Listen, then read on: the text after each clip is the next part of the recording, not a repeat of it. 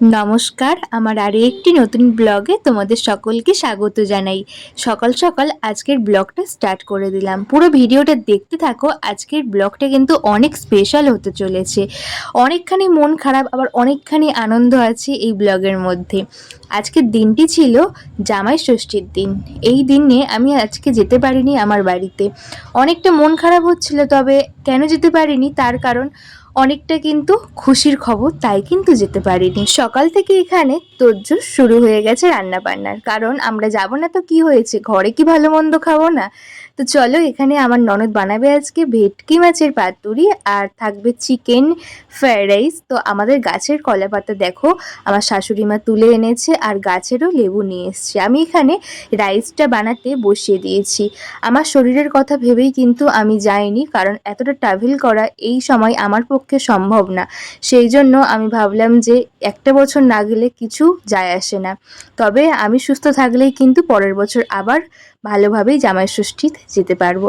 ভিডিওটা তোমাদের সঙ্গে শেয়ার করতে অনেকটাই দেরি হয়ে গেল। তোমরা তো জানো প্রত্যেক বাড়িতেই নিয়ম থাকে, গুরুজনরা বলেন যে এই সমস্ত জিনিস কথাবার্তা একটু চুপচাপই থাকতে হয়, কয়েকদিন পরেই সবাইকে বলতে হয়। তোমরা হয়তো অনেকেই বুঝতে পেরেছো বাড়িতে খুশির খবর আসতে চলেছে, সেই জন্য আমি আর গেলাম না এবছর জামাই ষষ্ঠীতে। এখানে আমি স্নান করে পুজো দিয়ে চলে এসেছি, স্যালাড কাটবো, তারপরে সবাই মিলে খেতে বসে যাব। সত্যি বলতে নিজের ভালো পাগলেও বোঝে একটা কথা আছে, তাই কিন্তু নিজের ভালোর কথা ভেবে সমস্ত কিছু ত্যাগ করাই ভালো। দেখো এখানে আমাদের কী কী আজকে রান্না হয়েছে একটু দেখিয়ে দিই। স্যালাড হয়েছে, চাটনি, পাঁপড়, পাতুরি, আর হয়েছে চিকেন কষা, আর হয়েছে ফ্রায়েড রাইস।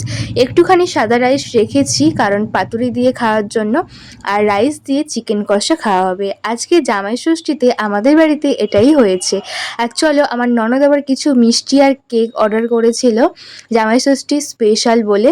এই মিষ্টি কেক এগুলো দেবো, যেহেতু ওরও মন খারাপ, যেহেতু ওর দাদা যেতে পারলো না এবছর আমার জন্য। তো যাই হোক, পরের বছর আবারও আমরা সবাই মিলে মজা করে যাব। আর এবছর আজকের আমাদের দুপুরের এটাই হচ্ছে খাওয়া দাওয়া। তো চলো পাতুরিটা খেয়ে আমি দেখি যে কেমন হয়েছে। ভালো তো হতেই হবে, কারণ আমার ননদ বানিয়েছে। ও কিন্তু সেইভাবে তেমন রান্না বান্না করতে পারে না, তবে ফোন দেখে দেখে কিন্তু দারুণ বানিয়েছে। আমরা প্রত্যেকেই দুটো করে খেয়েছিলাম, আর এটা দিয়েই বেশিরভাগ ভাত খেয়েছি, আর সেইভাবে কিন্তু মাংসটা খাওয়া হয়নি। সত্যি বলতে আজকে জামাই ষষ্ঠীটাও কিন্তু এই বাড়িতে জমে গেছে, আর মনটাও খারাপ ছিল। তো তারপরে বিকালবেলা মায়ের সঙ্গে একটু গল্প করে নিলাম, আর মনটা ভালোও হয়ে গেল। এখানে লাউ পাতাতে কয়েকটা করেছিল, আর কয়েকটা কলা পাতাই করেছিল। যেহেতু ওই বাড়ি থেকে আমি লাস্ট আসার সময় দুটো কলা গাছ এনেছিলাম, একটা কলা গাছ হয়েছে আর একটা কলা গাছ হয়নি, তাই কিন্তু একটুখানি গাছ, তাই অল্প করে পাতা কেটে এনেছে। আর এখানে সন্ধে হয়ে গেছে, সেইভাবে ভিডিওটা করলাম না। সন্ধেবেলা বসেছি একটুখানি সন্ধ্যা দিয়ে, জাম খাচ্ছি আর টিভি দেখছি। এইভাবেই কিন্তু আজকের জামাই ষষ্ঠীর দিনটা আমাদের কাটলো। তোমাদের কেমন লাগলো আজকের ভিডিও একটা কমেন্ট করে অবশ্যই বলো। তোমরা সবাই আমাকে আশীর্বাদ করো যাতে আমি সুস্থভাবে সুন্দরভাবে এই কয়েকটা মাস কাটাতে পারি।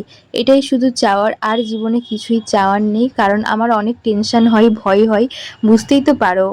তো চলো আজকে সন্ধ্যাটা এইভাবেই কাটিয়ে দিই সুন্দরভাবে। রাতের চিন্তা রাতে হবে। আর এইভাবে কিন্তু টক ফল খেতে আমার দারুণ লাগে লঙ্কা লবণ দিয়ে। আজকের মিনি ব্লগ কেমন লাগলো অবশ্যই বলো। টাটা।